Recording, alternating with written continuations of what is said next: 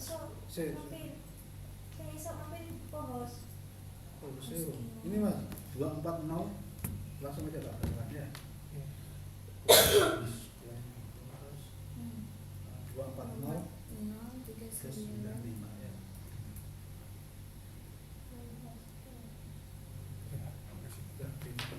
Bapaknya tadi namanya siapa? Dewa. Nah itu. Bapak-bapak Oh ini. Dewa. Ya. Ini Mac co-host atau Co-host. Yes. Jangan lupa dipin. Terus ya siapa? Nanti aja. Sama ada buatin juga udah masuk. Oke. dipin langsung aja pak. Dipin Kan udah masuk Pak. Iya sudah masuk.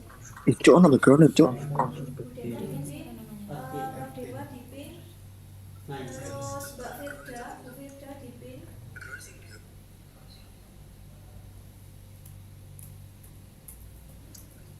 Phil. Udah sama Pak Rizal ya pak. Iya, Pak Rizal. Ini bocor apa ya? Iya. Muhammad Rizal suruh Siapa? Unmute nanti dulu Iya. sebentar nih. Ini pin dulu bapaknya. Iya. Cafe dia itu di Cafe dia, iya, Ibu. Nah nanti sama yang bocor-bocor bisa dimut dan ya. Iya, siap. Gitu ya pak. Itu sinyalnya mati. sudah kelihatan katanya. Loh, kok liatin kok? Loh, gak kira Mas Rizal foto. Liatin kok Mas Rizal foto. Iya banyak kali ya di ini. Udah, langsung di apa Mbak? Sapa-sapa sih. Iya, 8.30 sudah pesawat. tadi. Masuk.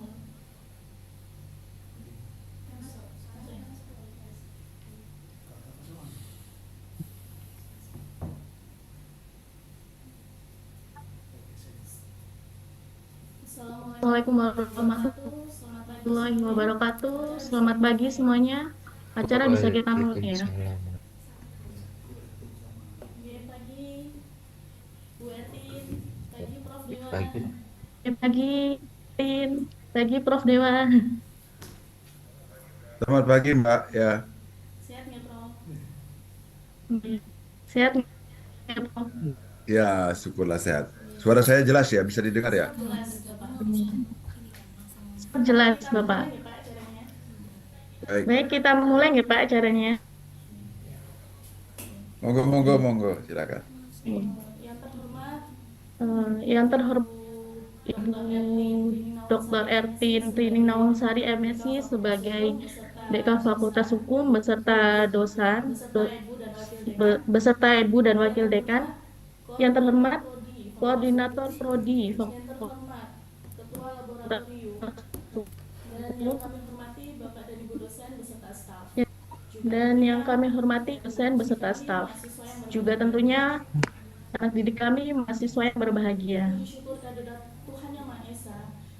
Puji syukur kehadirat Tuhan Yang Maha Esa Karena telah melimpahkan kepada berkumpul dan menghadiri hukum UPN Veteran Jawa Timur dan sekaligus membuka acara di pagi hari ini. Mohon maaf sebelumnya, Prof. Saya tidak bisa mengikuti sampai selesai karena harus nguji. Nggih. Saya Monggo, Prof. pamit ye. Nggih, monggo, Matur Prof. nuwun sangat sekali Nggih, lagi Bu. Nggih, Bu, bisa nggih. bergabung dan bisa memberikan ilmu untuk adik-adik mahasiswa. Nggih, sami-sami. Mohon maaf, Nggih. ye.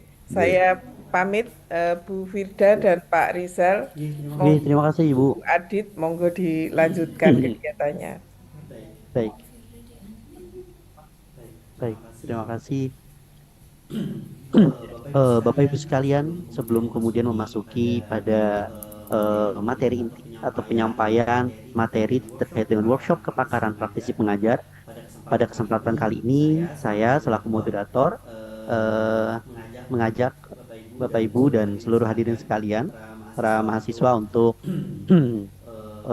sama-sama kita memasuki acara menyanyikan lagu Indonesia Raya dan dilanjutkan dengan Mars Bela Negara terlebih dahulu, lalu kemudian baru masuk ke materi inti terkait dengan workshop kepakaran praktisi mengajar.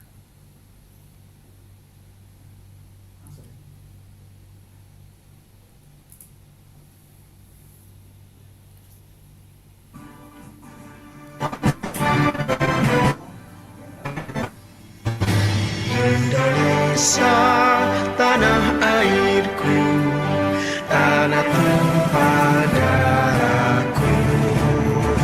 Di sanalah aku berdiri, jadi pandu ibuku.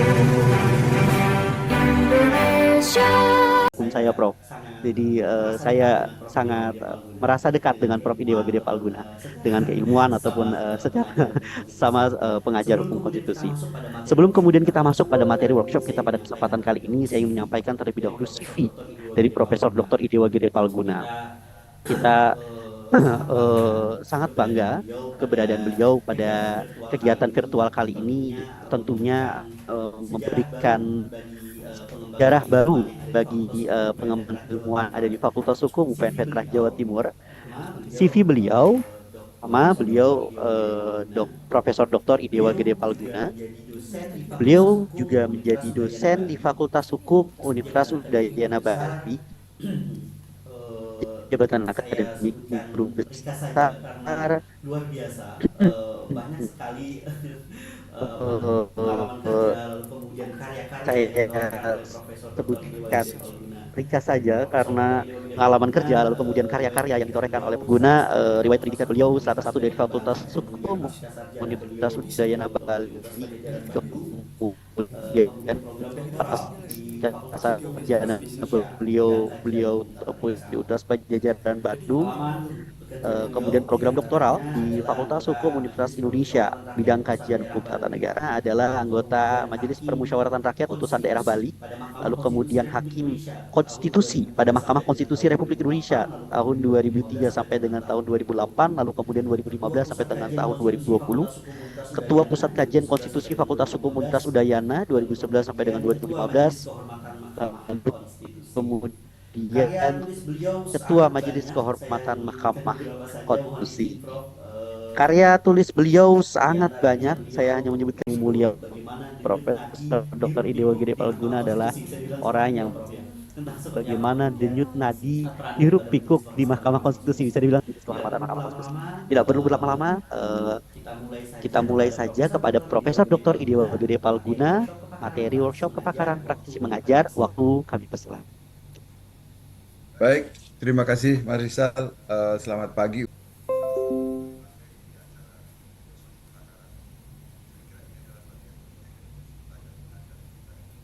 Atas hukum, khususnya belakangan ini, dan mudah-mudahan nanti apa yang akan saya sampaikan itu membawa manfaat buat teman-teman.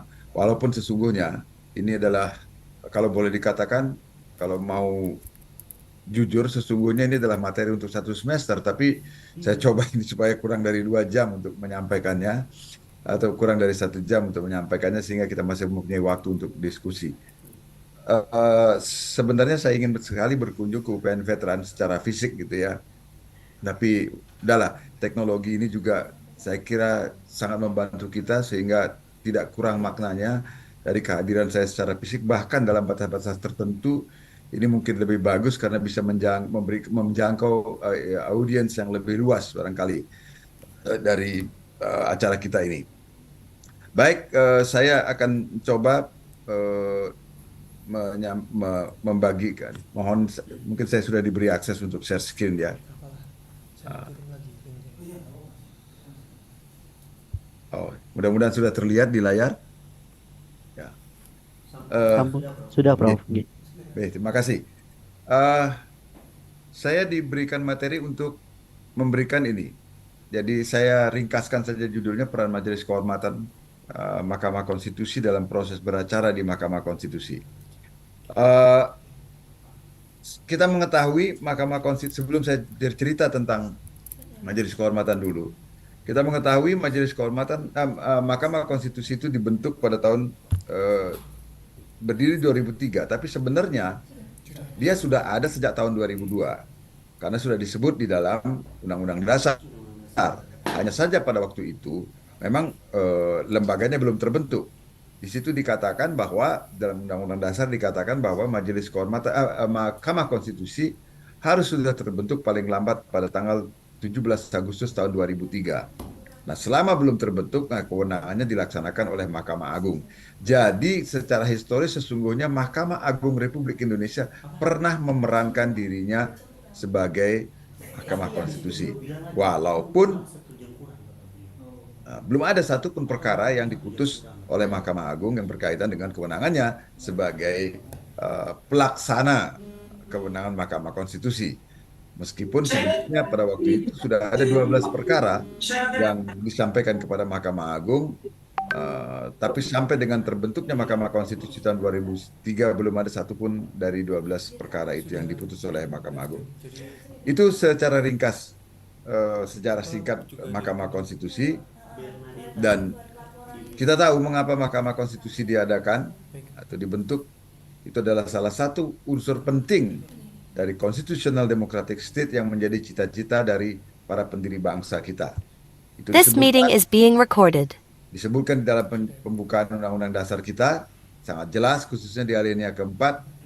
Kita semua tahu apa bunyi alinea keempat itu, yaitu bahwa kemudian daripada itu untuk membentuk suatu pemerintah negara Republik Indonesia yang melindungi segenap bangsa Indonesia dan seluruh tumpah darah Indonesia, ya, memajukan kesejahteraan, mencerdaskan kehidupan bangsa dan seterusnya itu ya.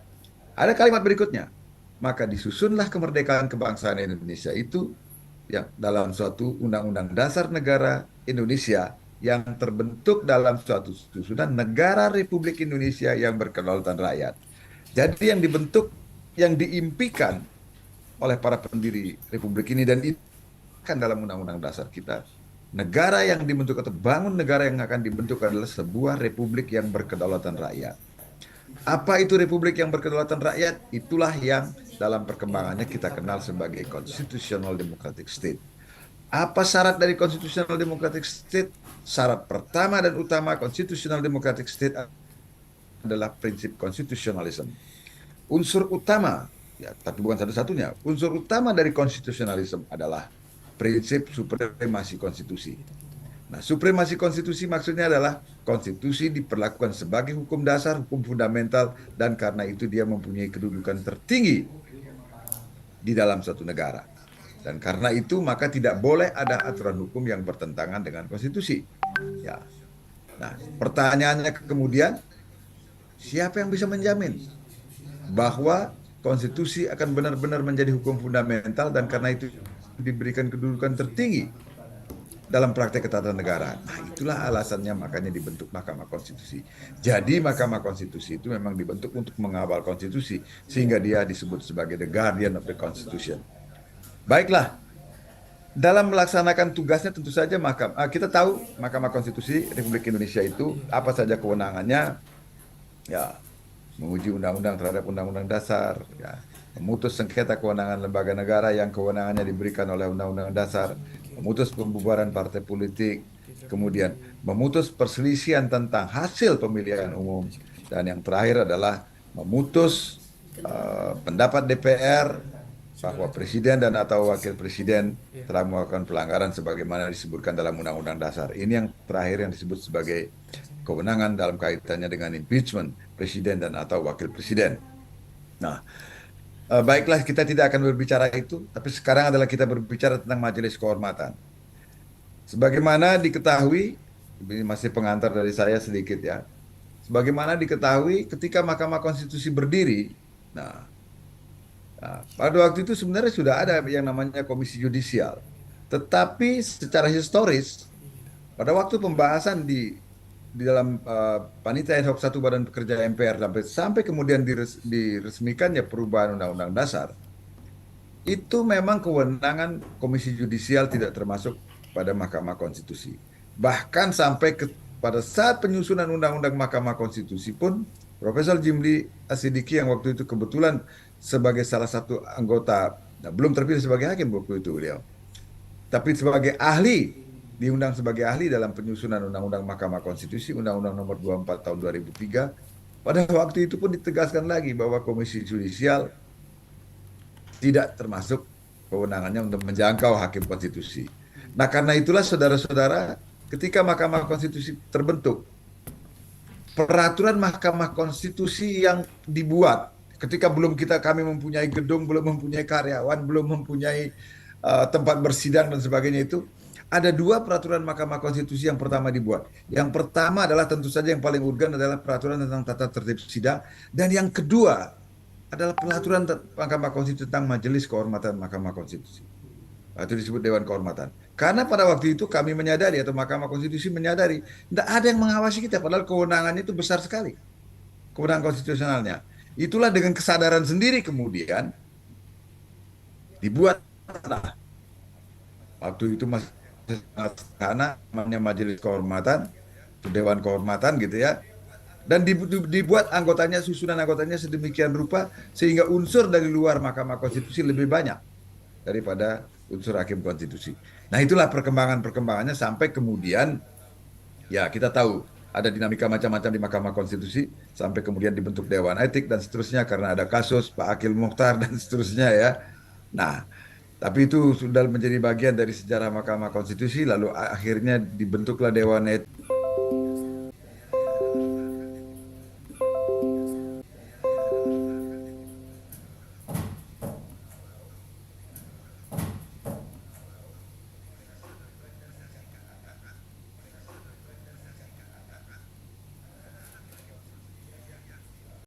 Sekretaris merangkap anggota yang sekarang ini dijabat oleh Pak Ridwan Mansur sebagai sekretaris dan sekaligus anggota, dan satu orang anggota yaitu kalau saat ini adalah Profesor Dr. Yuliandri. Nah, masa jabatannya tidak disebutkan dalam undang-undang, tetapi di dalam peraturan Mahkamah Konstitusi disebutkan masa jabatan MKMK paling lama 3 tahun. Jadi kalau paling lama 3 tahun, dia bisa juga beberapa bulan, bisa 1 tahun, bisa berapa lama gitu ya. Tidak ditentukan secara pasti. Nah,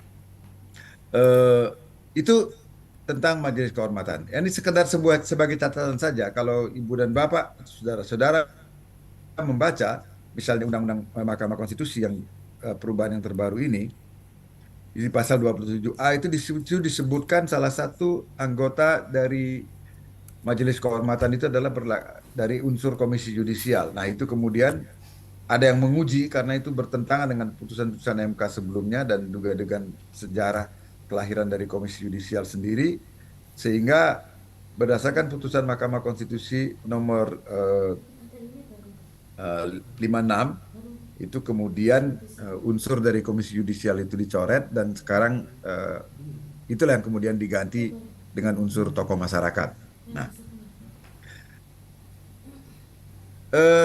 bagaimana kemudian peran MK sebagaimana tema kita pada workshop kita pada hari ini dalam kaitannya dengan hukum acara Mahkamah Konstitusi.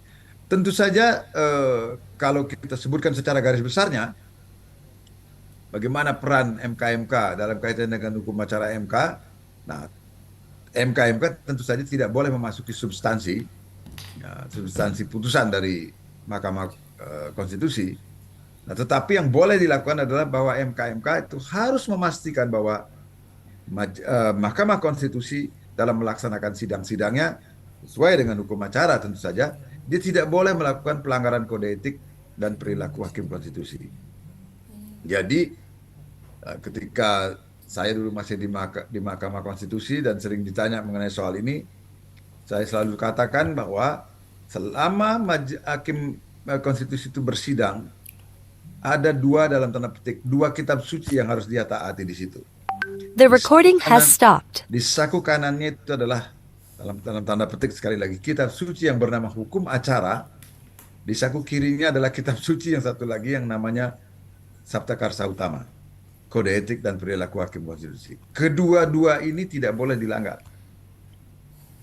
Nah, inilah yang menjaga berlangsungnya proses fair trial di Mahkamah Konstitusi. Nah, sekarang mungkin walaupun sebagian barangkali sudah tahu apa itu kode etik dan perilaku hakim konstitusi atau Sabta Karsa Utama yang dideklarasikan pada 17 Oktober 2005. Jadi pada masa awal pembentukan Mahkamah Konstitusi. Lalu kemudian melalui penyempurnaan berikutnya, dan kemudian diberlakukan berdasarkan peraturan Mahkamah Konstitusi nomor 9 tahun 2006. Nah, sekadar sebagai pengetahuan saja, kode etik dan perilaku hakim konstitusi ini sumber utamanya adalah dari Bangalore Principles of Judicial Conduct yang dianggap sebagai kode etik hakim yang berlaku secara universal. Nah, sebenarnya kalau kita berpegang pada di Bangalore Principles of Judicial Conduct itu cuma ada 6. Cuma di Indonesia itu dijadikan 7. Ditambah dengan prinsip terakhir yaitu prinsip kebijaksanaan, kearifan dan kebijaksanaan. Nah, itu tambahannya untuk di Indonesia sehingga menjadi 7 sabta karsa utama. Apa saja itu? Nah, yang pertama adalah prinsip independensi.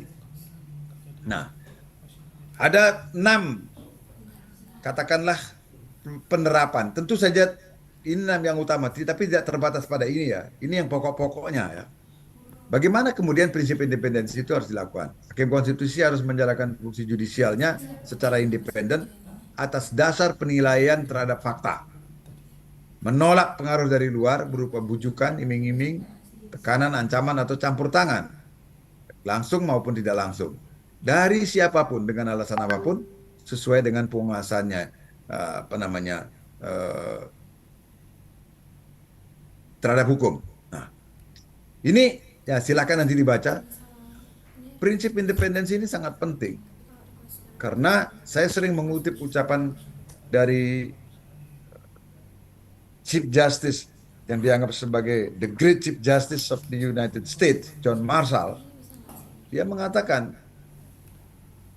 bagaimana kita bisa taat pada putusan-putusan hakim? Mengapa kita mesti taat pada putusan-putusan hakim? Padahal dia tidak dipilih secara demokratis seperti halnya presiden atau anggota Kongres katanya. Apa yang menyebabkan kita taat? Adalah independensinya pada saat memutus perkara. Itu salah satunya yang menyebabkan mengapa kita taat pada putusan hakim.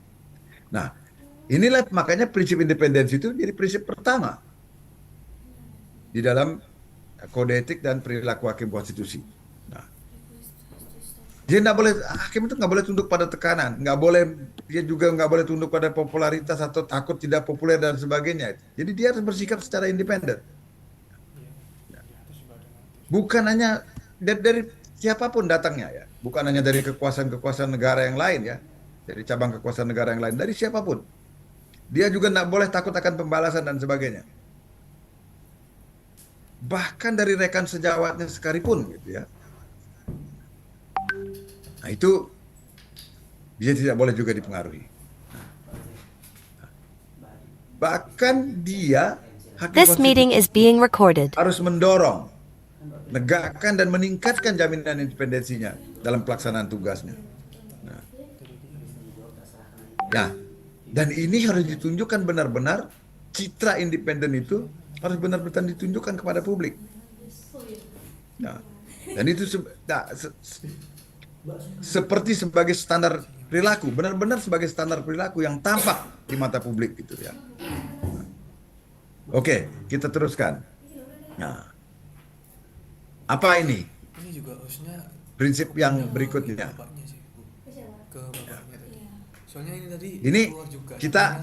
kita melihat Jadi harusnya kepindah ke hakim konstitusi itu Bapaknya sempat jadi co-host. tidak boleh berpihak. Jadi prinsip ketidakberpihakan itu ada beberapa ukurannya. Ini ya, mungkin ini akan lebih jelas kelihatannya kalau di ini. Dia harus melaksanakan tugas tanpa prasangka. Jadi tidak boleh berprasangka hakim konstitusi itu. Tidak boleh bias. Tidak boleh condong ke salah satu pihak. Sehingga mungkin dalam bertanya pun itu bisa terlihat gitu loh. Walaupun begini, nah itu bisa jadi persoalan juga. Karena acap kali kadang-kadang kalau dalam memberi satu persoalan, khususnya misalnya yang berkaitan dengan permintaan keterangan dari seseorang, agar keterangannya ini benar-benar bisa kita dapatkan bahwa itu adalah keterangan yang jujur gitu. Kadang-kadang kita harus dalam tanda petik agak menyerang itu. Sehingga tampaknya mungkin seperti bias gitu ya. Tapi ini untuk mendapatkan keterangan yang jujur. Nah, itu salah satu teknik. Nah, oleh karena itu yang menjadi soal kemudian adalah intensi dan kemudian ini harus diperbandingkan dengan putusannya. Sehingga nggak bisa juga dilihat seolah-olah bagaimana seorang hakim di dalam persidangannya memperlakukan para pihak itu tidak serta-merta juga kita anggap itu sebagai satu pelanggaran terhadap kode etik dan perilaku hakim konstitusi. Mesti dilihat konteksnya.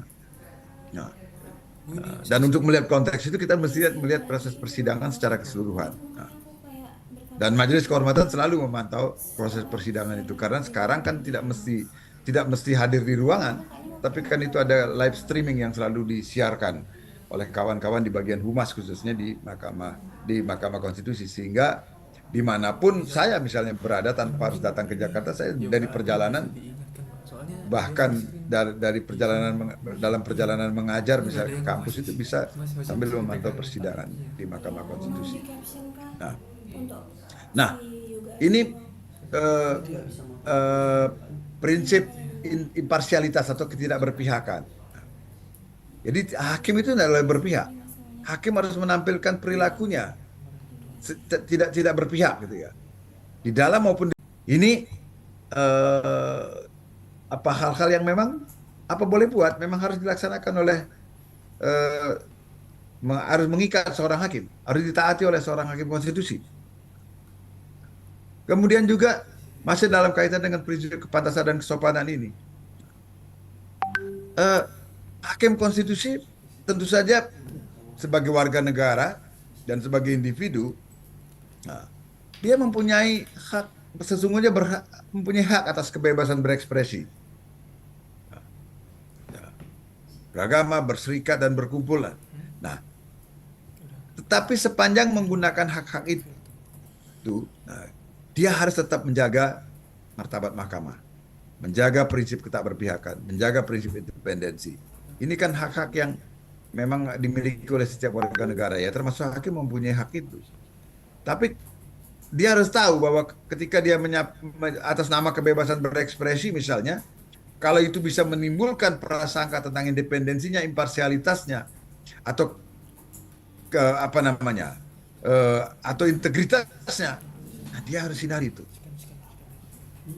Jadi hakim sendiri yang harus mengerem dirinya. Nah, dan kemudian dia juga harus secara terbuka menginformasikan kepada publik tentang kekayaan pribadinya. Jadi saudara-saudara, sebelum adanya KPK sebenarnya di dalam kode etik dan perilaku hakim konstitusi itu, selama dia menjabat sebagai hakim konstitusi sudah ada ketentuan yang secara etik mengharuskan dia untuk mengumumkan harta pribadinya, miliknya gitu ya. Nah, ini kemudian prinsip berikutnya, prinsip kepantasan dan kesopanan. Nah, ada masih kelanjutan dari prinsip kepantasan dan kesopanan. Silakan Ibu dan Bapak baca di dalam slide yang sudah saya sampaikan. Nah, lalu prinsip kesetaraan. Apa yang dimaksud dengan prinsip kesetaraan ini?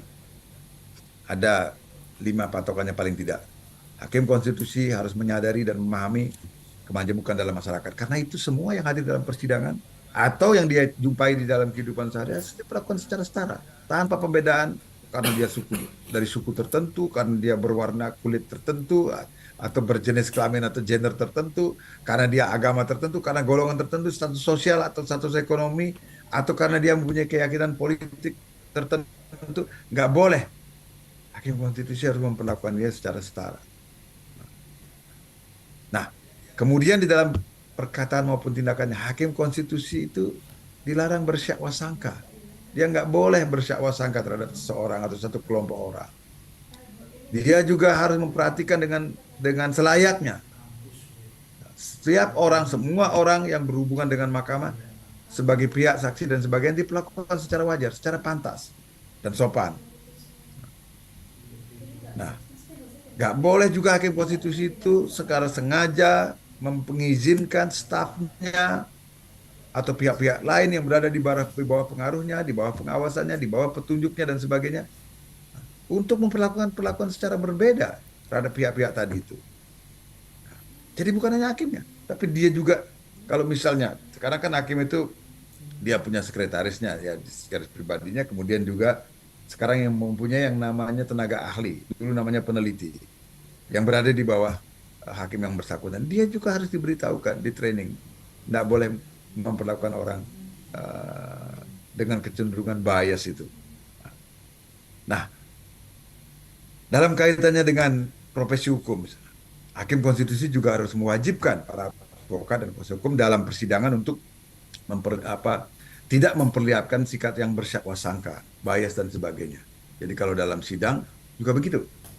Semua hadir dalam sidang, kalau ada yang kelihatan sikap bias, hakim konstitusi wajib mengingatkan. Anda tidak boleh begitu. Tidak boleh membiarkan adanya syak sangka di dalam persidangan. Nah, prinsip kecakapan dan kesaksamaan. Nah, jadi intinya ini hakim itu harus selalu belajar lah gitu. Dia harus selalu mengutamakan tugas di Mahkamah Konstitusi. Ya, dia harus mendedikasikan pelaksanaan tugas-tugas di MK. Nggak boleh dia ambil dengan pekerjaan atau mengutamakan pekerjaan di luar dari pekerjaan di Mahkamah. Oleh karena itu pasal 19 Undang-Undang Mahkamah Konstitusi kan tegas menyatakan kalau dia adalah ASN atau pegawai negeri, maka dia harus berhenti sementara. Atau istilahnya sekarang, istilah hukum administrasinya, cuti di luar tanggungan negara ya. Jadi supaya berkonsentrasi menjadi hakim konstitusi. Jadi dia juga harus selalu mengikuti perkembangan, baik nasional maupun internasional, yang relevan dengan tugasnya gitu ya. Atau paling tidak itu nanti akan bisa mempengaruhi pelaksanaan tugasnya. Nah, dan secara seksama juga hakim konstitusi itu harus menjamin penyelesaian secara efisien setiap perkara yang masuk ke Mahkamah Konstitusi. Nah, itu prinsip kesaksamaan dan kecakapan. Nah, inilah prinsip tambahan yang saya sebutkan tadi, yang diambil dari budaya Indonesia gitu ya, di luar 6 prinsip yang diambil dari The Bangalore Principle of Judicial Conduct. Prinsip kearifan dan kebijaksanaan. Nah ini hakim itu harus menjaga tata tertib persidangan, dia harus bersikap santun, menghargai semua pihak dalam persidangan, dan kemudian harus mendengar keterangan dengan sabar, gitu ya, bersikap penuh empati, kemudian dia harus tenang, dia juga harus ya penuh wibawa gitu loh, dan bermartabat. Inilah prinsip-prinsip di dalam Sabta Karsa Utama. Dan saudara-saudara, sekarang pertanyaannya bagaimana? Saya ingin menyampaikan sedikit tentang hukum acara Mahkamah Konstitusi atau hukum acara di peradilan konstitusi ya. Nah, ini sebenarnya ini hanya poin-poinnya saja yang mau saya sampaikan, karena untuk detailnya ini memerlukan pertemuan tersendiri ya, berbicara tentang hukum. Bahkan itu pun tidak cukup dengan 1-2 jam gitu ya. Harusnya paling tidak ya 3 jam gitu ya, paling tidak. Nah, karena ini juga lagi-lagi saya katakan ini materi 1 semester gitu ya. Nah, hukum acara Mahkamah Konstitusi. Secara umum saya ingin menyampaikan bahwa tahapan hukum acara di Mahkamah Konstitusi itu berlaku untuk semua jenis kewenangan. Kan kita tahu tadi ada sekian kewenangan MK, uji undang-undang terhadap undang-undang dasar, memutus sengketa kewenangan lembaga negara yang kewenangannya diberikan oleh undang-undang dasar, memutus pembubaran partai politik, memutus perselisihan tentang hasil pemilu, dan memutus dan perkara impeachment itu. Nah, masing-masing perkara itu, masing-masing kewenangan itu sebenarnya mempunyai kekhasan tersendiri, sehingga ada ciri-ciri pembeda dalam pelaksanaan kewenangan itu. Nah, tetapi secara umum dalam proses beracaranya ada ketentuan yang berlaku umum untuk semua jenis kewenangan itu. Nah, tentu untuk karakteristiknya masing-masing itu ada nanti di ketentuan tersendirinya. Nah, silakan Ibu dan Bapak, saudara-saudara baca di hukum undang-undang tentang Mahkamah Konstitusi.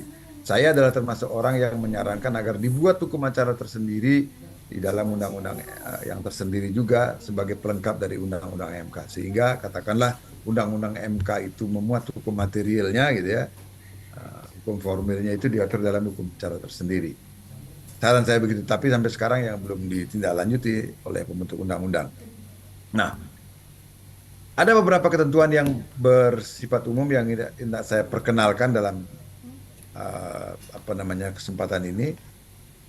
Pertama adalah yang ini mungkin prinsip yang sangat penting ya.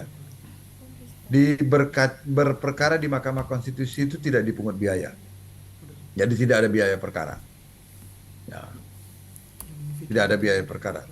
Tentu bukan berarti kemudian Anda ke sana itu tidak memerlukan uang, tentu saja. Misalnya kalau dari Jawa Timur, masa Anda mau ke Jakarta dengan jalan kaki, kan nggak mungkin. Tetapi secara resmi tidak ada biaya perkara di Mahkamah Konstitusi. Kemudian yang kedua, dia tidak ada keharusan untuk menggunakan kuasa hukum atau untuk menggunakan advokat. Jadi kalau dalam bahasa hukumnya tidak ada kewajiban bagi Anda untuk menerapkan prinsip verplichte procureurstelling.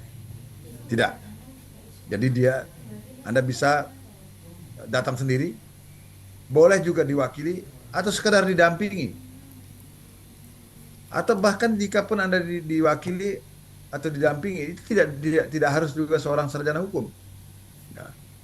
Nah, cuma perbedaannya, kalau Anda diwakili oleh kuasa hukum tertentu, nah kuasa itu mempunyai kewenangan, ya mempunyai hak untuk berbicara sebagaimana halnya Anda sebagai prinsipal, gitu ya. Tapi kalau hanya seorang pendamping, dia tidak mempunyai hak untuk berbicara di hadapan mahkamah. Dia hanya boleh berbicara kepada yang didampinginya. Jadi yang berbicara tetap prinsipal itu. Nah, bahkan sekarang ini saudara-saudara, permohonan bisa juga diajukan secara online. Bahkan juga Anda bisa bersidang. Kalau mau Anda bisa juga bersidang secara online. Dan ini sudah beberapa kali dilaksanakan.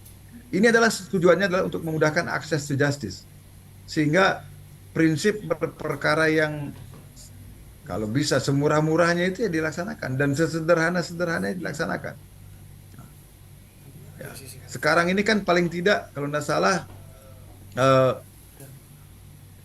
Mahkamah Konstitusi itu sudah mengadakan kerjasama dengan berapa ya? Mungkin sudah hampir 40 perguruan tinggi ya. Jadi di situ sudah ada ada sarana telekonferensinya.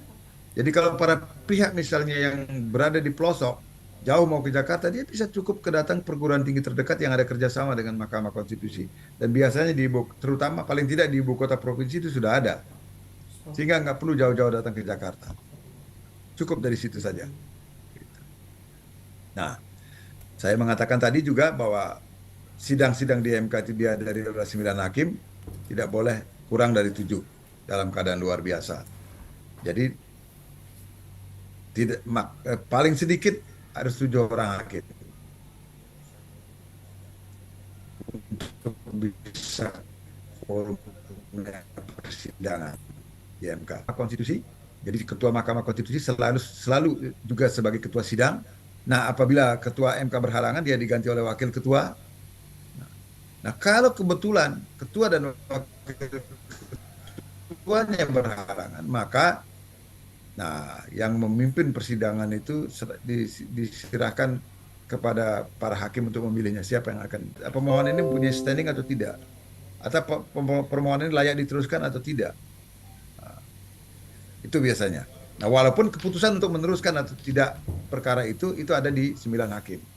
Nah, misalnya perkara ini ternyata sudah pernah diputus sebelumnya dan dinyatakan ditolak. Nah, sehingga ya pleno hakim panel kemudian melaporkan kepada pleno 9 hakim, oh ini perkaranya dulu sudah pernah ditolak dan tidak terdapat alasan konstitusional baru untuk mengajukan perkara ini lagi. Nah, dalam keadaan demikian biasanya 9 hakim itu akan menyatakan udah kalau gitu tidak perlu diteruskan pemeriksaan persidangan gitu. Nah, nih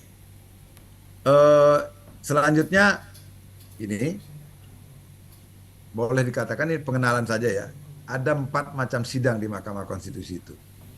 Nah, ini walaupun tidak secara eksplisit disebut demikian. Nah, yaitu yang pertama tadi sudah saya singgung yang namanya sidang pemeriksaan pendahuluan. Kemudian yang kedua adalah pemeriksaan persidangan. Jadi sidang pemeriksaan persidangan ini atau sering disebut sebagai sidang pembuktian. Kemudian yang keempat ini rapat permusyawaratan hakim. Dan yang terakhir itu adalah yang keempat adalah sidang pengucapan putusan. Nah, semua persidangan itu adalah sifatnya terbuka kecuali rapat permusyawaratan hakim. Itu yang digelar secara tertutup dan rahasia. Nah, apa pemeriksaan pendahuluan? Pemeriksaan pendahuluan itu adalah pemeriksaan dilakukan untuk memeriksa memeriksa dilakukan sebelum memasuki pokok perkara. Ya seperti saya katakan tadi, apakah perkara ini memenuhi syarat atau tidak? Apakah ini merupakan kewenangan MK atau tidak? Apakah orang yang mengajukannya mempunyai standing atau mempunyai kedudukan hukum sebagai pemohon atau tidak? Misalnya. Nah itu diperiksa di pemeriksaan pendahuluan. Nah, dan di dalam pemeriksaan pendahuluan itu, hakim itu, dalam hal ini panel hakim yang 3 orang itu, dia wajib nih, bukan boleh ya, wajib dia memberikan nasihat kepada pemohon untuk melengkapi dan atau memperbaiki permohonannya. Dan kemudian kepada pemohon diberikan waktu paling lama 14 hari untuk melakukan perbaikan itu. Nah, logikanya mengapa sih pemeriksaan pendahuluan ini hakim memberikan nasihat sepertinya mau ikut campur dalam perkara gitu kan? Enggak sesungguhnya. Karena ini kan ya berkaitan dengan persoalan pengujian norma misalnya dalam pengujian undang-undang. Ini kan bukan perkara perdata gitu ya. Oleh karena itu maka perkara itu permohonan itu harus dipastikan bahwa demi efektivitas dan demi efisiensi juga ya. Nah, misalnya buat apa lalu memeriksa berlama-lama untuk suatu permohonan yang ternyata kemudian diajukan oleh pihak yang tidak mempunyai kedudukan hukum sebagai pemohon. Putusannya sudah pasti tidak akan dapat diterima permohonan itu. Lalu buat apa kemudian harus dilakukan pemeriksaan persidangan dan sebagainya. Kalau ternyata pemohonnya tidak memenuhi syarat. Atau kalau ternyata itu memang bukan merupakan kewenangan MK. Jadi di awal saja sudah diputus. Itu pemeriksaan pendahuluan. Nah kemudian pemeriksaan persidangan ini terbuka untuk umum semuanya. Tadi saya sudah mengatakan kecuali rapat permusyawaratan hakim. Nah, dalam pemeriksaan persidangan ini ya hakim konstitusi bisa memanggil semua pihak ya yang dipandang perlu dan dibutuhkan keterangannya untuk menjelaskan satu perkara atau permohonan yang sedang diajukan di Mahkamah Konstitusi. Nah, kalau ada saksi atau ahli yang dipanggil, dia wajib hadir. Kalau dia tidak hadir, jadi kita bisa menggunakan kekuatan kepolisian, tapi belum pernah MK menggunakan itu. Biasanya saksi atau ahli yang dihadirkan di MK itu malah senang gitu ya, selama ini yang saya tahu.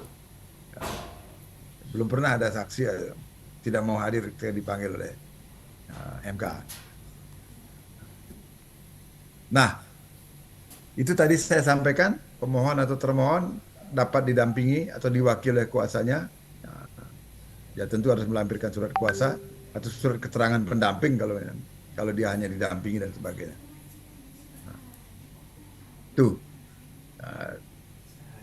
Nah, di rapat permusyawaratan hakim yang tadi saya katakan yang satu-satunya persidangan yang bersifat rahasia itu.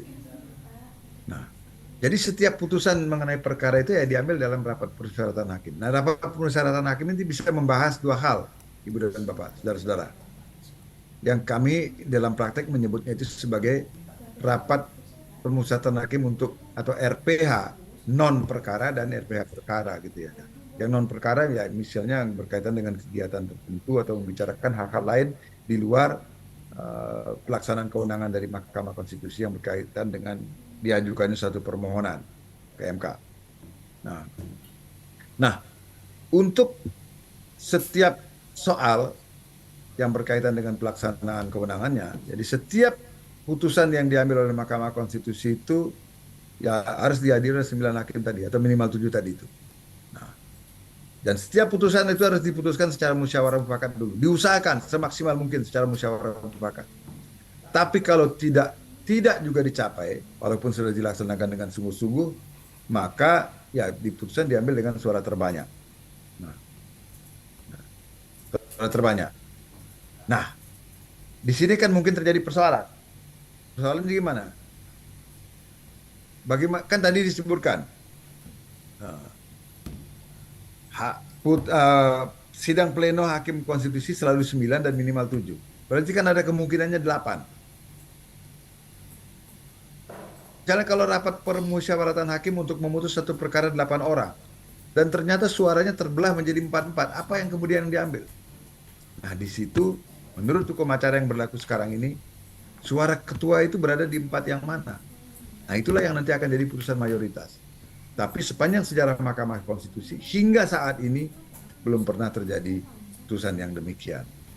Nah, Putusan hakim yang berbeda lalu gimana? Nah, itu diberikan kesempatan untuk menyampaikan pendapat berbeda. Itu yang disebut sebagai dissenting opinion. Nah, ya. Jadi, saudara-saudara, mungkin perlu sedikit sekedar tambahan buat Anda yang belum tahu gitu ya. Bisa jadi juga seorang hakim itu mungkin dia mempunyai pendapat bahwa hasil akhir dari kesimpulan akhir dari pemeriksaan suatu perkara dia sama dengan hakim-hakim yang lain, tapi alasan untuk sampai kepada hasil akhir itu dia berbeda. Nah, maka dalam keadaan demikian dia tidak disebut sebagai dissenting opinion, tapi disebut sebagai concurring opinion. Jadi dia concur terhadap kesimpulan dari perkara yang diajukan, dia sama, kesimpulannya sama, tapi alasan untuk sampai pada kesimpulan itu dia berbeda dengan hakim mayoritas yang lain. Nah, itu concurring opinion. Tapi kalau memang benar-benar berbeda pendapatnya, ya bukan hanya terhadap hasilnya, tapi dengan semua soal argumentasi untuk sampai kepada kesimpulan dan sebagainya itu memang benar berbeda, itu yang disebut sebagai dissenting opinion. Nah, ketika hakim melakukan rapat permusyawaratan, setiap hakim itu wajib dia menyampaikan pertimbangan atau pendapat tertulis berkaitan dengan permohonan. Jadi hakim itu nggak boleh abstain, nggak boleh dia abstain. Dia harus menyatakan pendapatnya, A atau B atau apa gitu ya. Walaupun pendapatnya misalnya sederhana, saya ikut sama dengan pendapat hakim yang lain, ya boleh, tapi dia harus menyatakan pendapat, nggak boleh abstain. Itu kalau di dalam pengambilan putusan. Nah, bagaimana kemudian putusan itu? Putusan itu nggak boleh diucapkan secara diam-diam. Putusan itu harus diucapkan dalam sidang pleno yang terbuka untuk umum. Apa yang harus dicantumkan dalam putusan? Jadi putusan itu kepalanya itu harus memuat demi keadilan berdasarkan ketuhanan yang Maha Esa, kemudian harus ada ringkasan permohonannya, lalu ada pertimbangan-pertimbangan hakimnya terhadap fakta-fakta. Jadi Anda harus menguraikan, putusan itu harus menguraikan fakta-faktanya dan pertimbangan terhadap fakta itu. Atau kalau mungkin Anda yang terbiasa dengan tradisi di Anglo-Saxon atau khususnya di Amerika Serikat, ini yang disebut sebagai statement of fact. Ya. Kemudian ada pertimbangan hukumnya, atau yang disebut sebagai statement of law-nya. Jadi terhadap fakta itu bagaimana pertimbangan hukumnya. Nah, baru kemudian terakhir adalah amar putusannya. Dan di bagian akhir sekali, di situ berisi tanggal kapan putusan diambil, kapan putusan diucapkan, siapa hakim-hakimnya yang memutuskan, dan siapa hakim yang hadir pada saat pengucapan, serta siapa panitera penggantinya. Nah, termasuk juga kalau misalnya itu dihadiri oleh para pihak misalnya. Nah, itu harus disebutkan dalam putusan di bagian akhir. Nah, demikian saya kira saudara-saudara, sekedar sebagai pengantar. Nanti tentu saja kalau ada pertanyaan yang berkait dengan hukum acara maupun yang berkait dengan Majelis Kehormatan Mahkamah Konstitusi, tentu saja saya akan dengan senang hati akan mencoba menjawabnya. Saya kembalikan kepada moderator. Terima kasih, Mas Wisar. Ya. Baik, terima kasih Prof. Dr. Dewa Gede Palguna. Seperti biasa, Prof. Prof memberikan kesan yang sangat luar biasa bagi kami semua. Banyak hal yang kemudian sudah disampaikan, banyak hal paparan yang sangat cerdas dan mencerdaskan bagi kami bersama.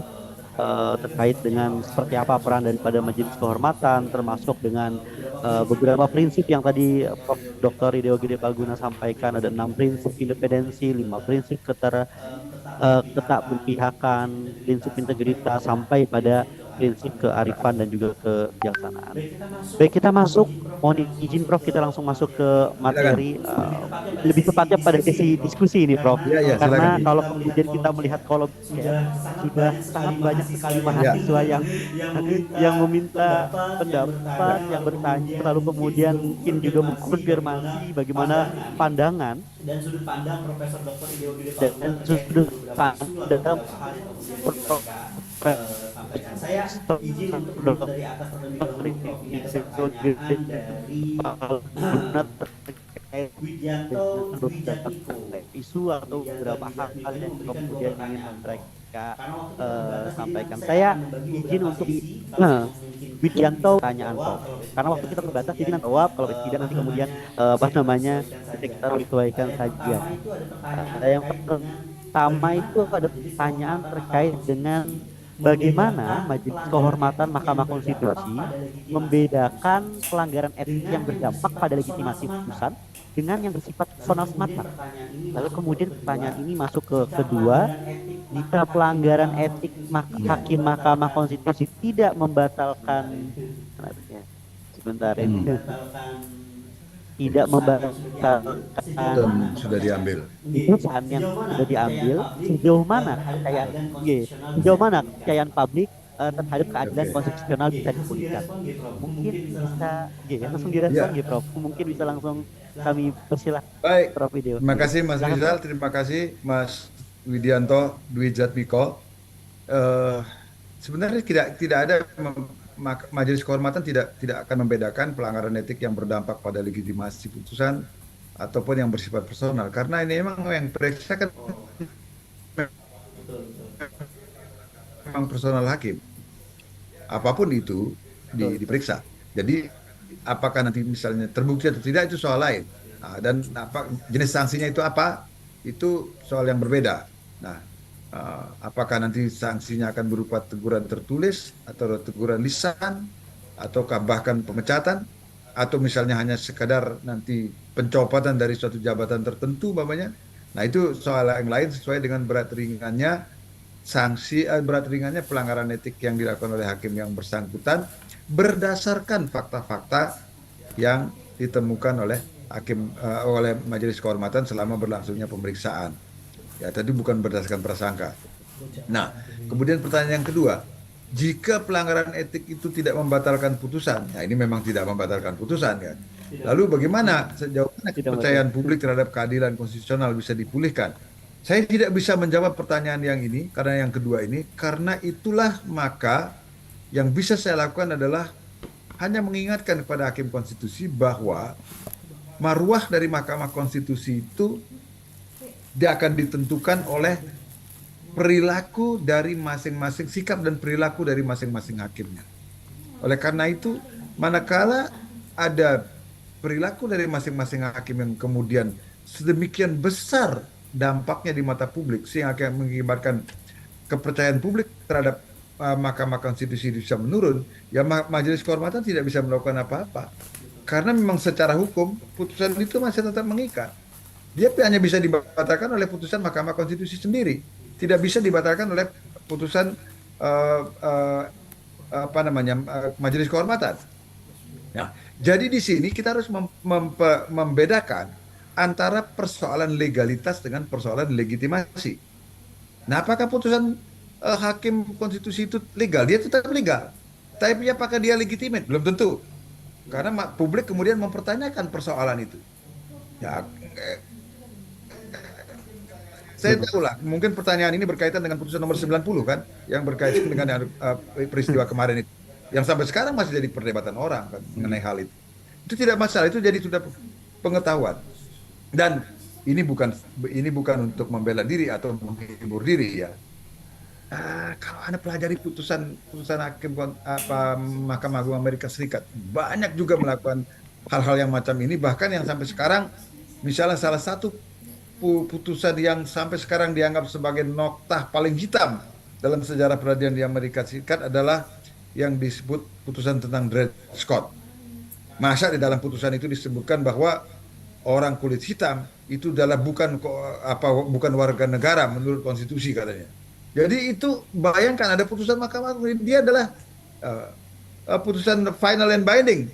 Itu jadi Mahkamah Agung Amerika Serikat itu dia juga berperan sebagai Mahkamah Konstitusi. Sekadar tambahan dari saya. Nah, putusan yang bunyinya seperti itu coba. Nah, dan ini dia nanti kemudian dipulihkan lewat putusan-putusan berikutnya. Salah satunya adalah lewat putusan Brown versus Board of Education, ya. Dan juga putusan yang namanya ada putusan-putusan yang lain, ya, yang kemudian menghapuskan putusan yang dianggap sebagai sejarah buruk tadi itu. Jadi putus yang pertanyaan yang kedua, ya saya tidak bisa menjawab pertanyaan itu karena kemudian kami di Majelis Kehormatan hanya bisa mengingatkan kepada hakimnya, kepada mahkamah tentang bagaimana seharusnya mahkamah bersikap dan mengambil putusan karena itu akan sangat berpengaruh kepada legitimasi dari putusan itu, bukan legalitasnya, terhadap legitimasi dari putusan itu. Begitu Mas Rizal, silakan. Sebentar saya. Baik, terima kasih Prof. Terima kasih Prof. Miko tadi terkait dengan dua pertanyaan. Kita lanjut ke pertanyaan selanjutnya nggih, Prof. Silakan. Pertanyaan dari Muhammad Azli Izahafi. Kenapa putusan yang dikeluarkan Dari dua pertanyaan, Prof, dikeluarkan oleh Hakim Mahkamah Konstitusi yang terbukti melanggar kode etik tidak secara otomatis putusan itu dikeluarkan tidak secara otomatis putusan dikeluarkan tersebut teranulir. Dan yang kedua, apakah putusan dari Hakim Mahkamah Konstitusi yang dinyatakan melanggar kode etik dapat diberikan upaya hukum yang sama? Merespon dua pertanyaan. Di pertanyaan pertama terkait dengan kenapa putusan keluar HKMK itu terbukti melanggar etik tidak secara otomatis teranulir. Silakan Prof. Baik, terima kasih Mas Alisa Isza Hafiz. Ini pertanyaannya saya kira mirip dengan yang pertanyaan yang awal ya. Dan ini pertanyaan yang kedua, mengapa putusan yang dikeluarkan oleh hakim yang melanggar kode etik tidak secara otomatis? Memang tidak. Kan Undang-Undang Dasar mengatakan putusan Mahkamah Konstitusi itu bersifat final dan mengikat. Jadi dia tidak terbatalkan oleh putusan Majelis Kehormatan.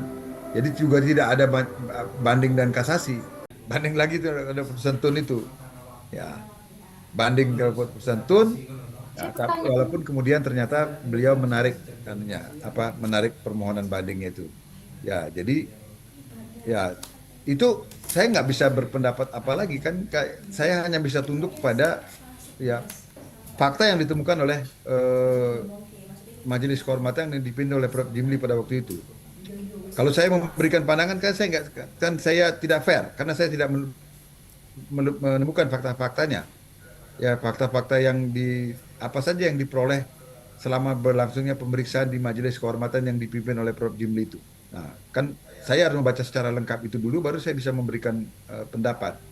Walaupun kemudian ternyata dalam putusan itu ada dissenting juga kan dari dari Profesor Bintan Saragih.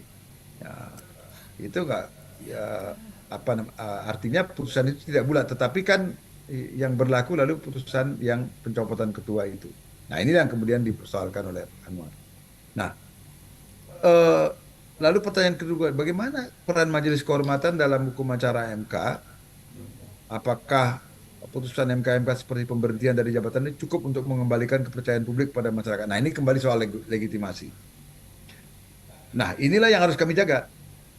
Nah, apakah itu cukup untuk mengembalikan kepercayaan publik terhadap Mahkamah Konstitusi atau tidak? Nah, sebenarnya memang yang dalam konteks inilah yang tadi saya sampaikan di awal dari penjelasan saya.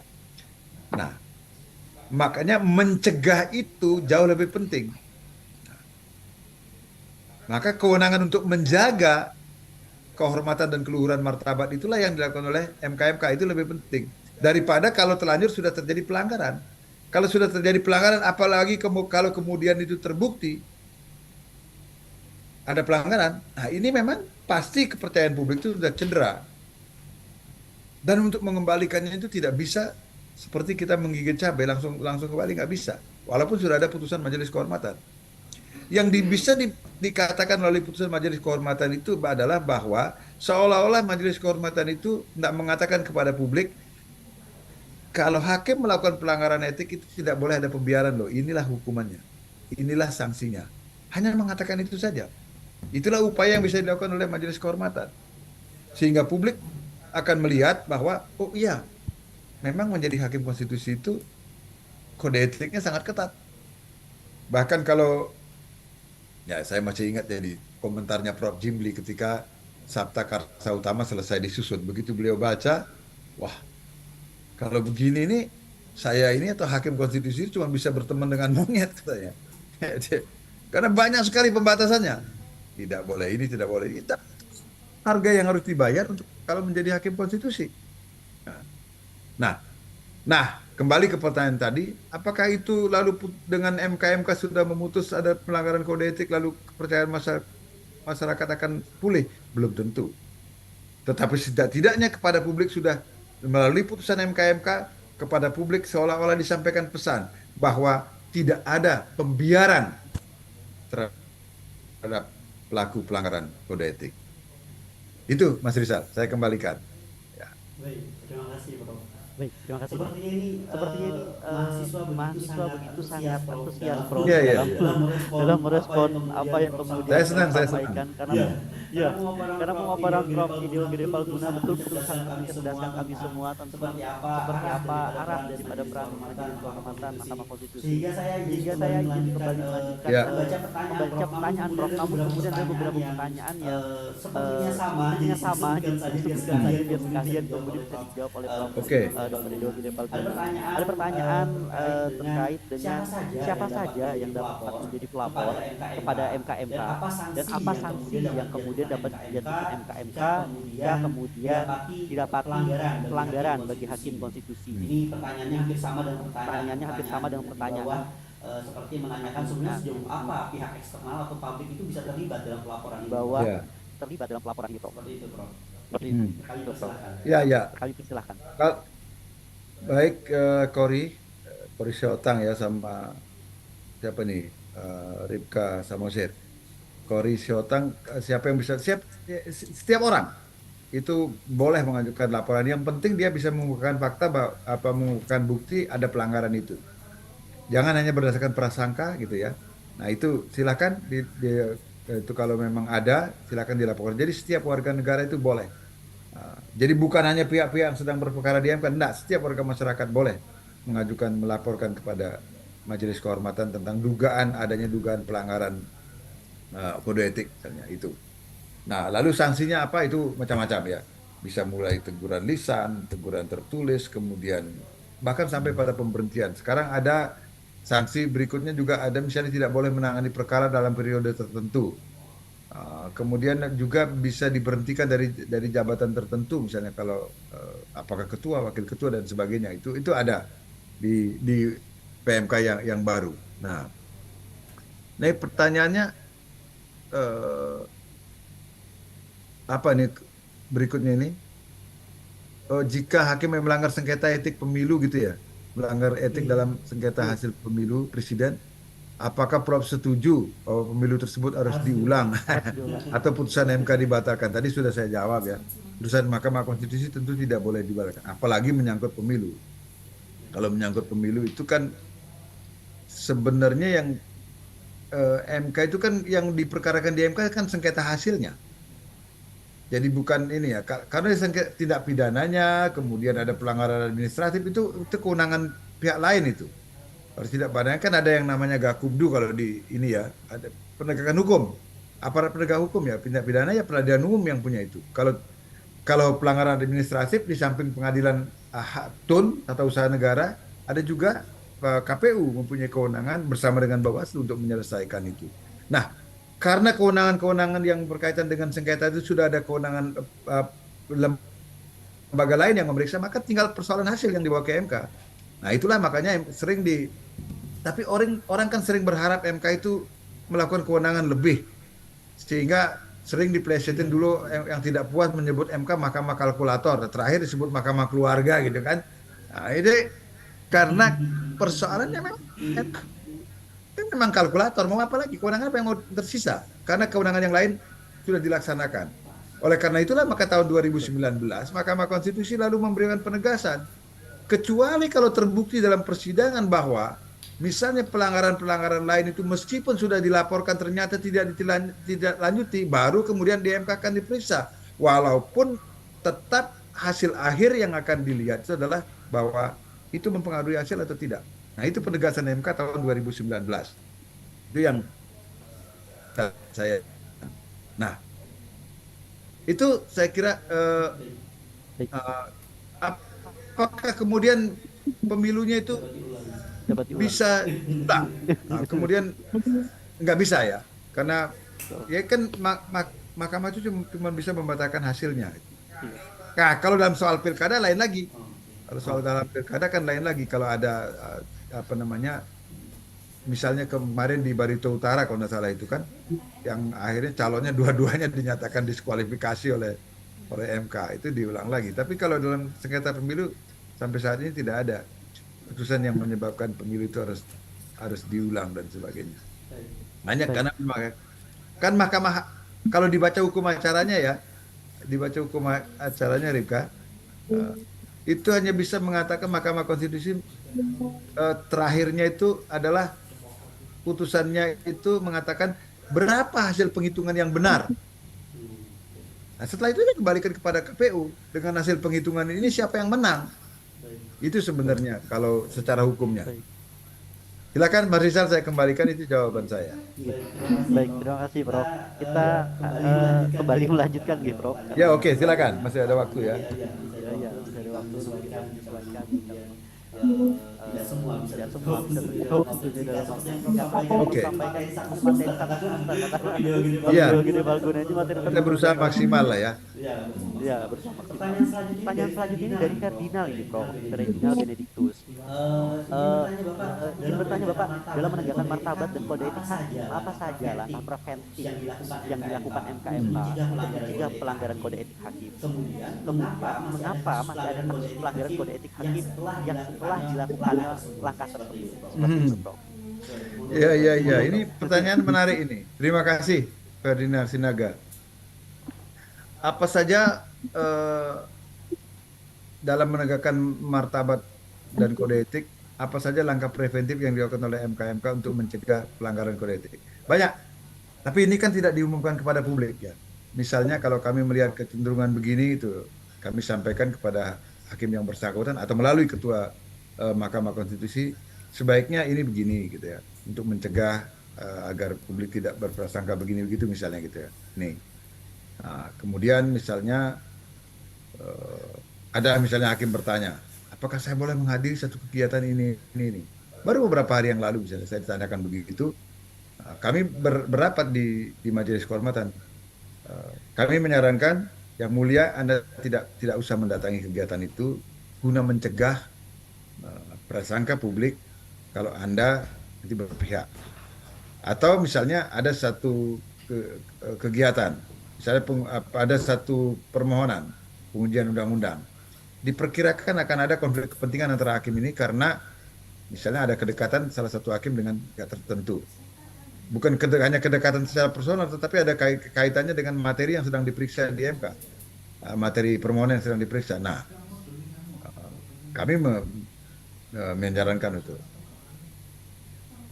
tidak ikut memeriksa perkara itu. Nah, tentu saja walaupun sudah dilakukan upaya preventif demikian, ya namanya manusia kan tetap saja kemungkinan ada pelanggaran. Atau kemungkinan paling tidak masih tetap saja publik melihat ada dugaan pelanggaran gitu ya. Sehingga yang menyebabkan ya Majelis Kehormatan Mahkamah Konstitusi ya harus menggelar itu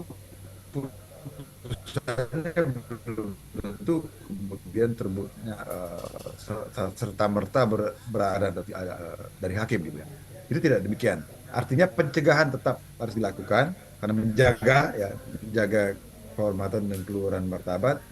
Dan kemudian kalau itu terjadi, kalau pelanggaran sudah terjadi, baru kemudian penegakan kode etik. Nah, penegakan kode etik ini tidak, tadi saya katakan, tidak semata-mata karena adanya laporan, tapi bisa juga karena kami menemukan. Nah, kami itu maksudnya Majelis Kehormatan yang menemukan.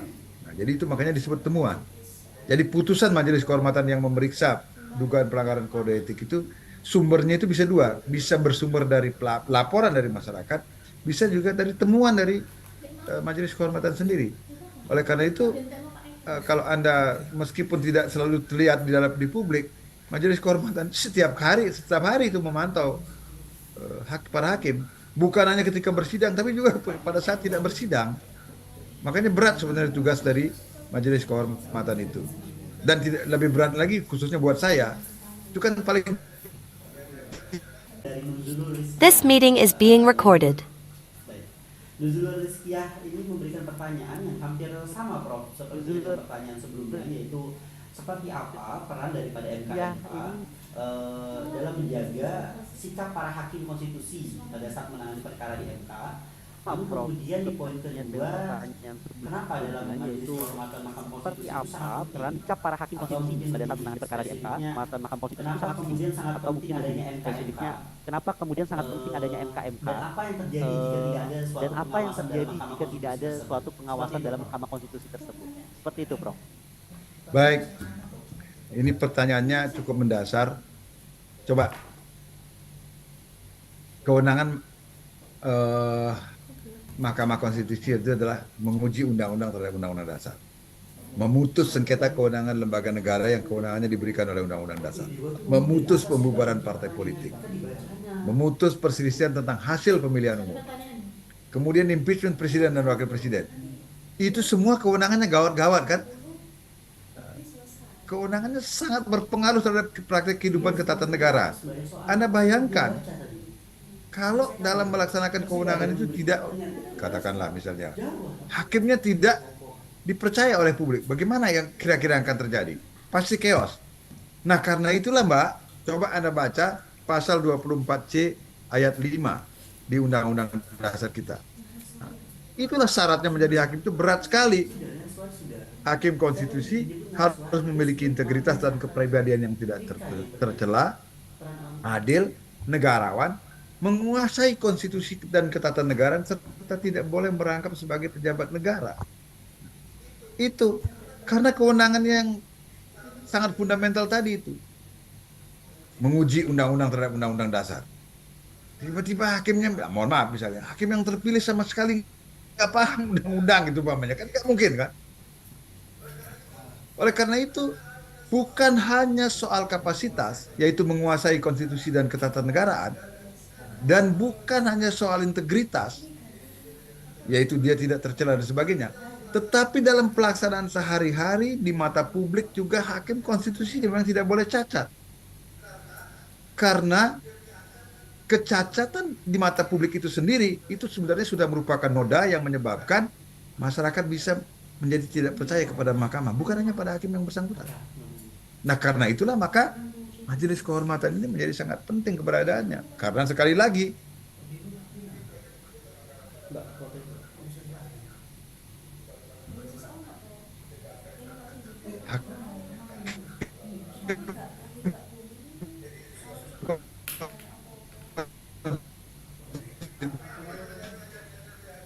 atau maka tidak ada pengawasan dari majelis kehormatan.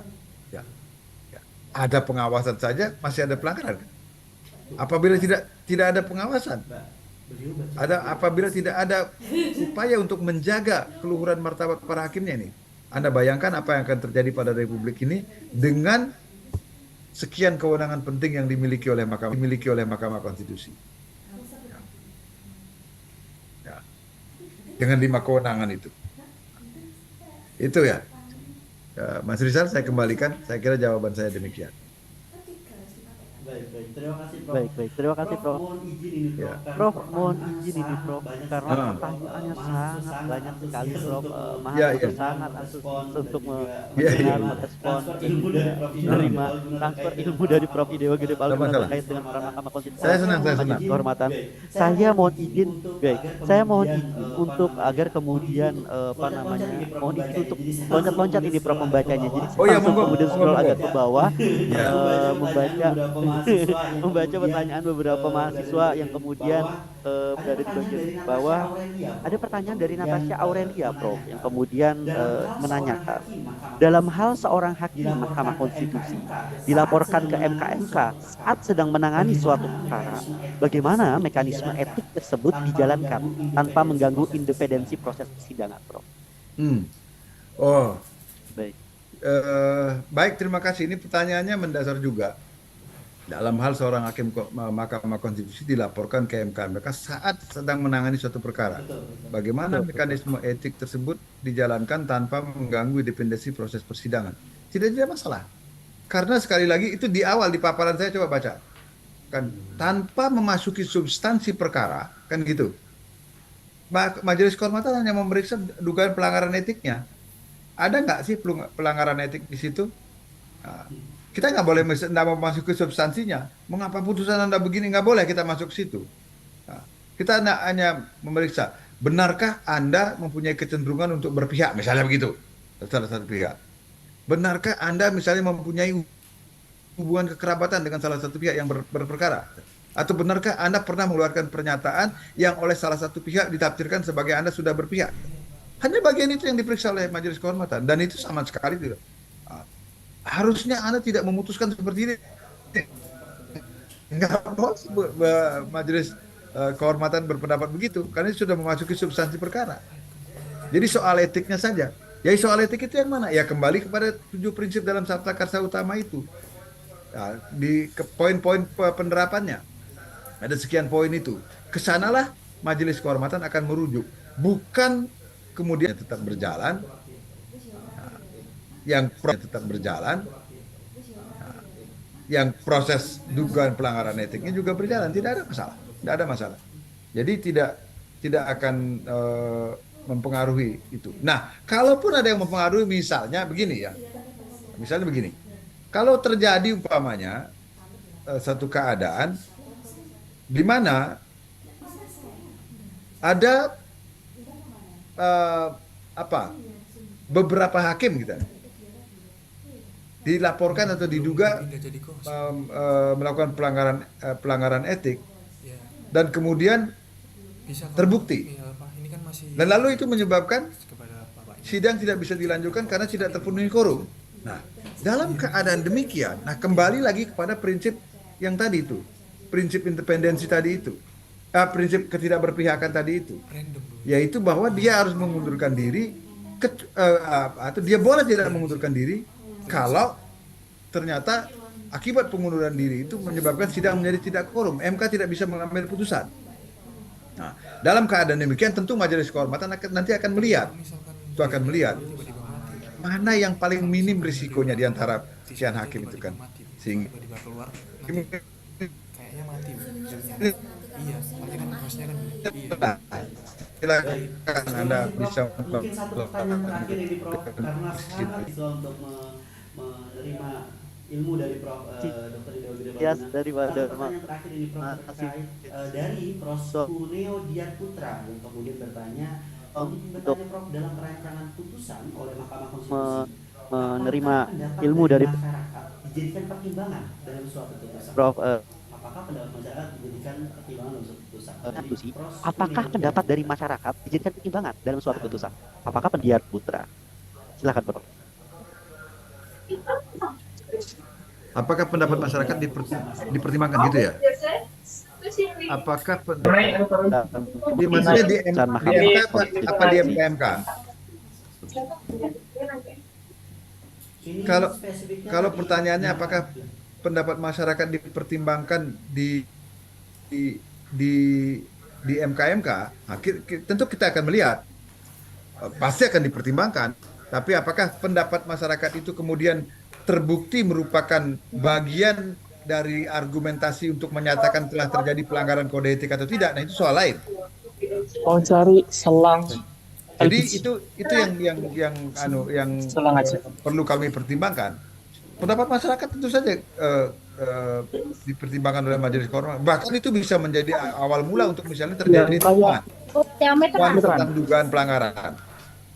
Nah, itu bisa demikian. Nah, tetapi apakah kemudian benar-benar terbukti bahwa pendapat masyarakat itu benar dan pada saat yang sama terjadi pelanggaran? Nah, itu soal lain. Tetapi pertimbangan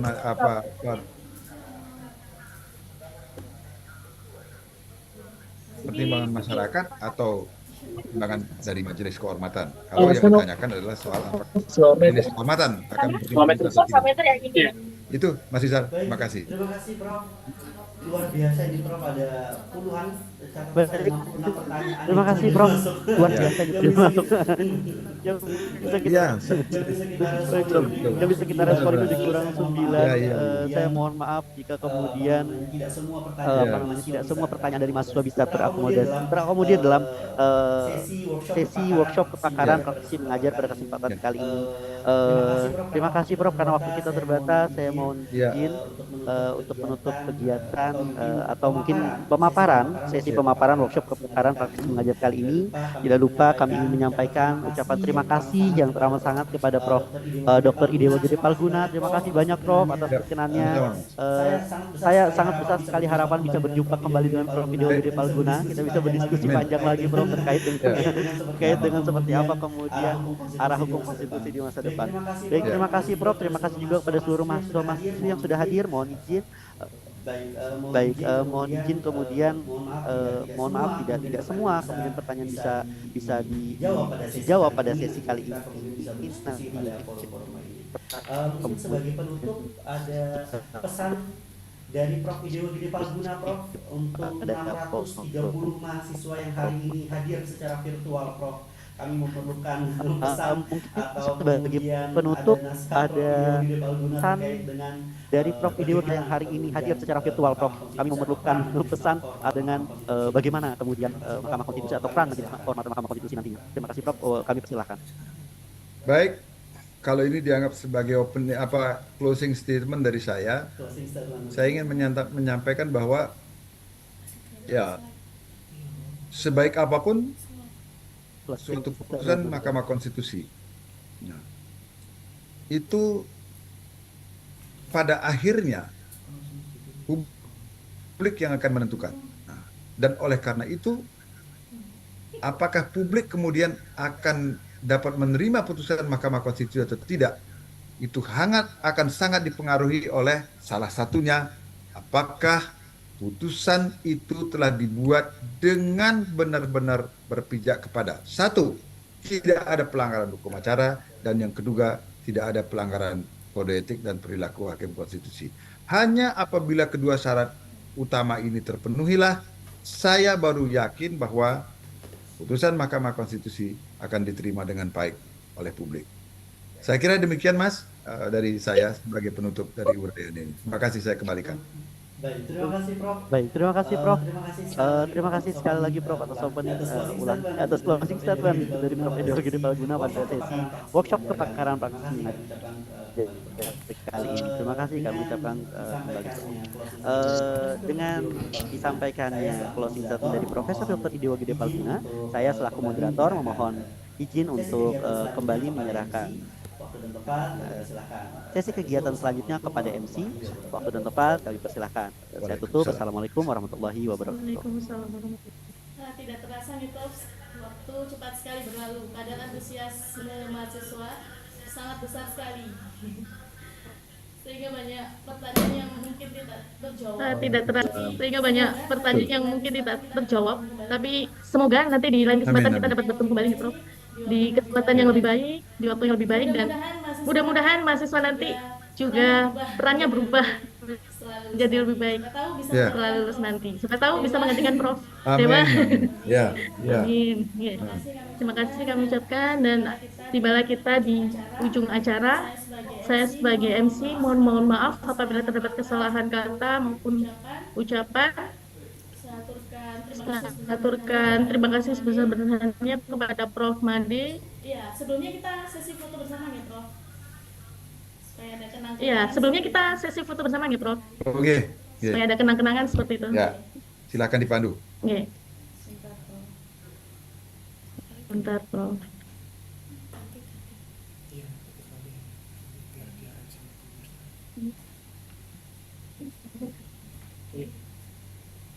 Mungkin ada 3 kali sesi nih. Sesi pertama 1, 2, 3. Mungkin ada 3 kali sesi nih. Sesi pertama 1, 2, 3. Sesi kedua. Sesi kedua 1, 2, 3.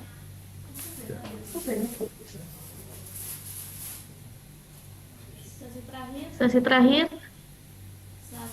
1, 2, 3.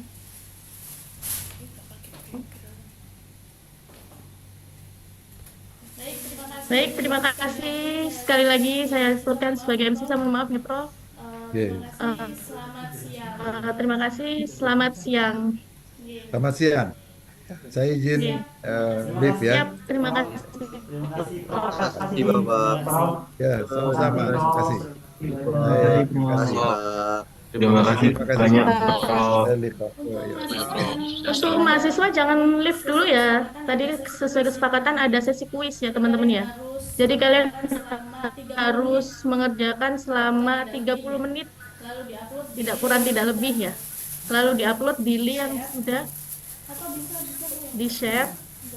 Atau bisa share ulang Mbak. Oh ya. Oke.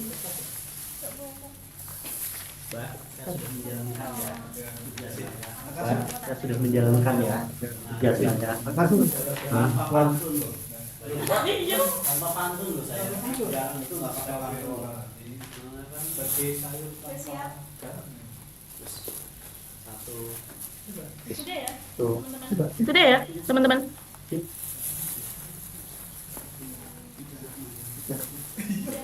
Siap-siap ya.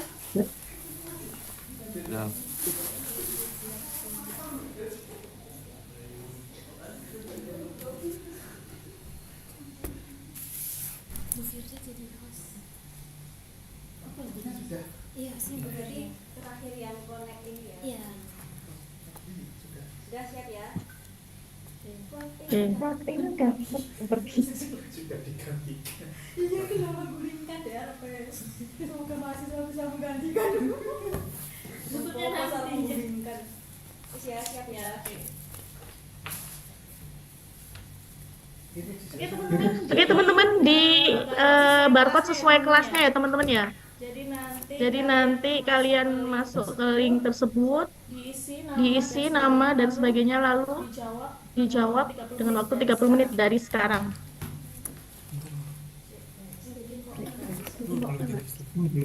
Share screen. Mana, Bu? Ya, sabar. Sebentar, Bu. Mencari kertas folio, Bu. Loh, kemarin kan sudah dicat belum sama dosen pembimbing masing-masing. Suruh nyiapin kertas. Ayo. Jangan lama-lama. Oke. Terima kasih. Oke.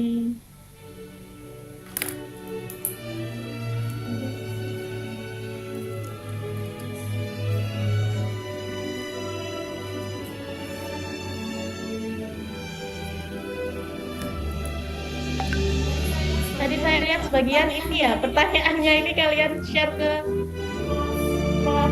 Made ya. Jadi kalian sudah dapat jawabannya. Mana? Dewa. Siapa? Dewa. Sorry Prof. Dewa.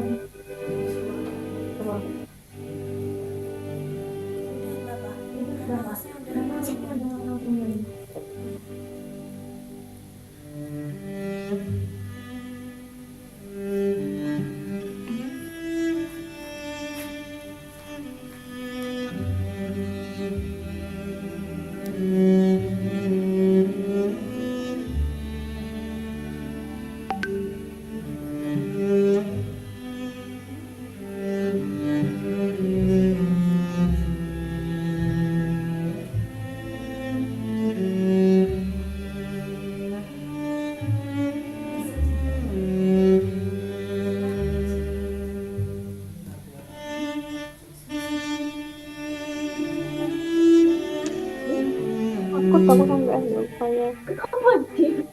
Kenapa sih?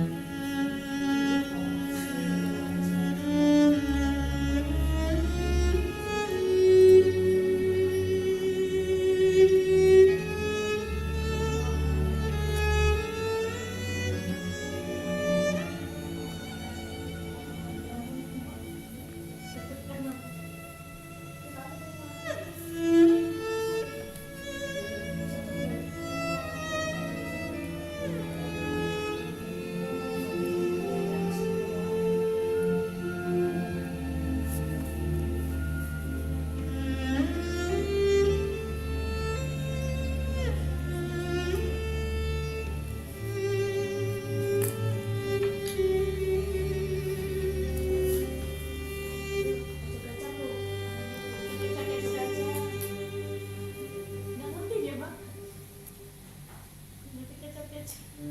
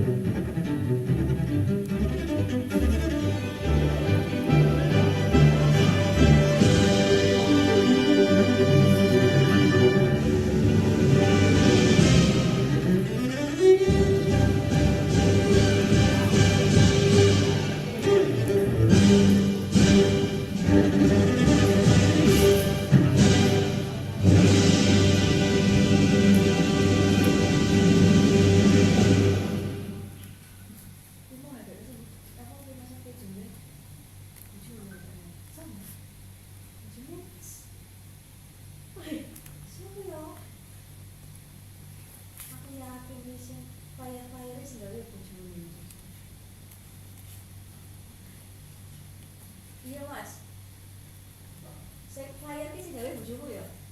Iya. Lah mungkin wong zume dek bojone sing tuku kok. Iya lho.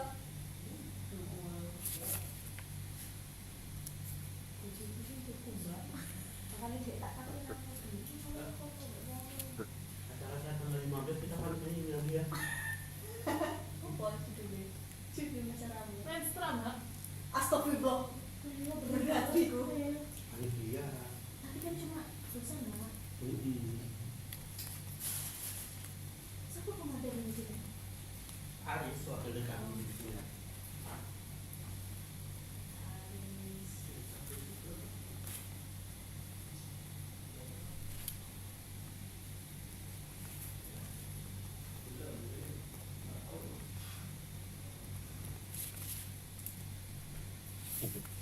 Ayo.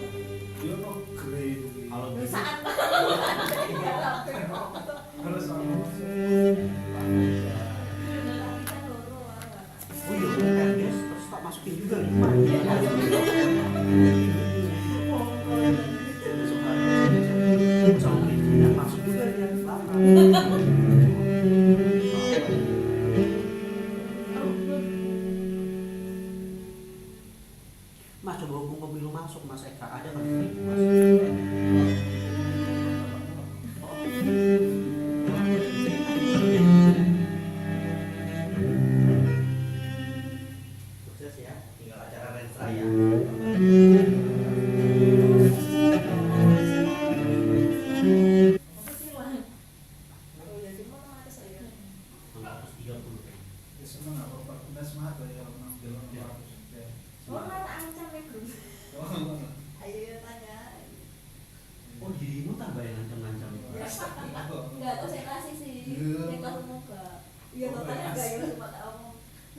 Silakan ya tanya. Oh, tapi sih konsentrasi tak ancam. masa? Ini beneran enggak ada yang tanya. Coba tanya Pak Paul Guna. Terima kasih sudah berkenan. Tapi Bali, saya sudah. Saya sudah budayana, udah kurang beliau saya. Kilo kalau mau. Capres mau lu malah. Tadi ada konferensi dosen tentang budaya. Enggak, di sini. Di Surabaya. Apa? Ayo Pak dulu, Pak. Surabaya. Apa kita ikut tuh Mbak? Kalau memang Surabaya itu ikut aja Mbak. Kita tuh nggak pernah perasaan. Dia masuk sendiri, kita nggak diajak. Hah? Dia masuk daftar sudah. Ambil kita nggak diajak. Apa ya ATM? Wes nongko. Kamu belum? Enggak, ini yang nggak dikasih mah. Masuk grupnya lu. Bikin grup pokoknya Mas. Tapi daftar ke link supaya terdaftar jadi anggota. Mbak kalau masuk grup WA udah otomatis anggota kan Mbak? Enggak, Kalau enggak. mau masuk udah masuk anggota juga. Enggak. Oh, ayo, kuwi kok nanti kuwi. Mesti saya ngechat uang itu. Iya. Kenalan dari ngono. Di rumah dari rumah. Oh, iya di. Bukti kayak lo teman-teman lagi. Wes lo pernah ya? Enggak, belum. Itu lo pesen nama mater. Udah nama apa sih? Jas. Jas di grup ATM. Loh, ayo pesen. Hah? Kayak kan ngomong-ngomong. Nggak usah. Jas ya ora. Iya. Kalau jas itu piye Mbak? Paling dipakai sekali seumur hidup. Ya, mereka udah aja kan pakai itu.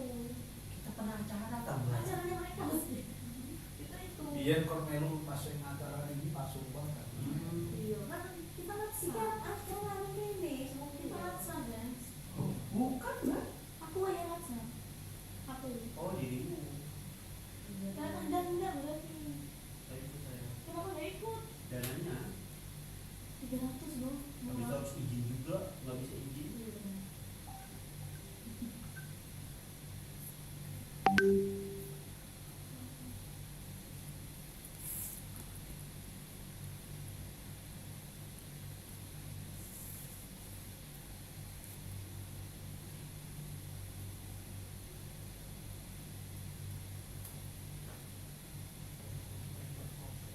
Ibu izin bertanya Ibu.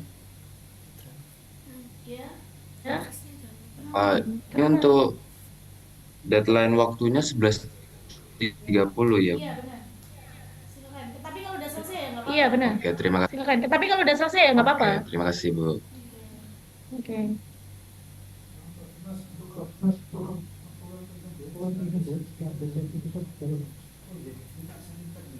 Ada gitu. Ada masih aktif di situ. Masih apa masih pengurusan administrasi kok. Misi Bu, izin bertanya. Ya, apa teman-teman? Untuk pengumpulannya ini kan di Gform. Nah itu input link berarti kita masukin ke G Drive dulu. Iya benar. Oh ya, makasih Bu. Iya.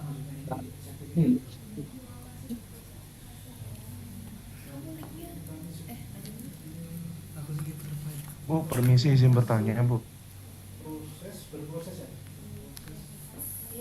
Iya, gimana? Untuk kita kan nanti masukin ke link G-Drive Bu. Nah itu untuk link screenshot sama link pengaruh folder G-Drive Folder itu gitu. Bu. Iya nggak apa-apa. Masuk Bu. Supaya nggak ini ya, nggak banyak-banyak. Ya. Iya.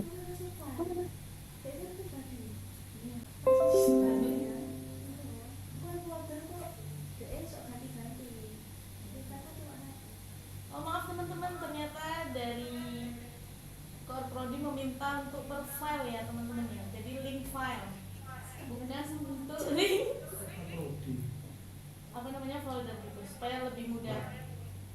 Itu ya teman-teman. Ya link file. Link file ya teman-teman.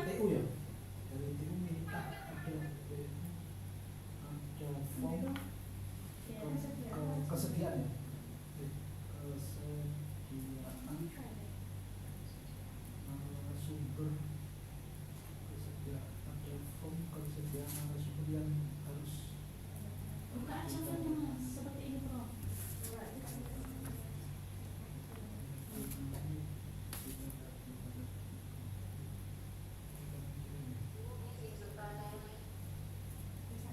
Iya.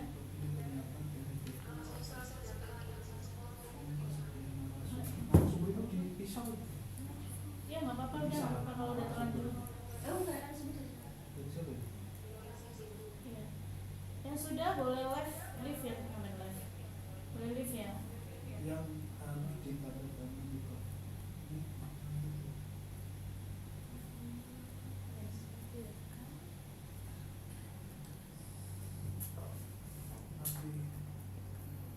Nanti bisa pikirin kembali.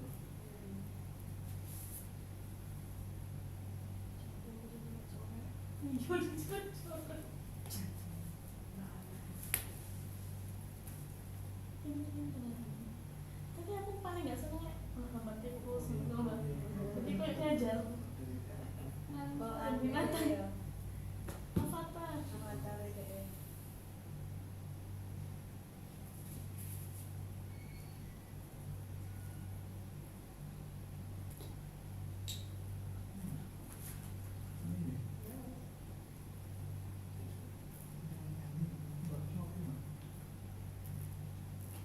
Yang mana, Pak?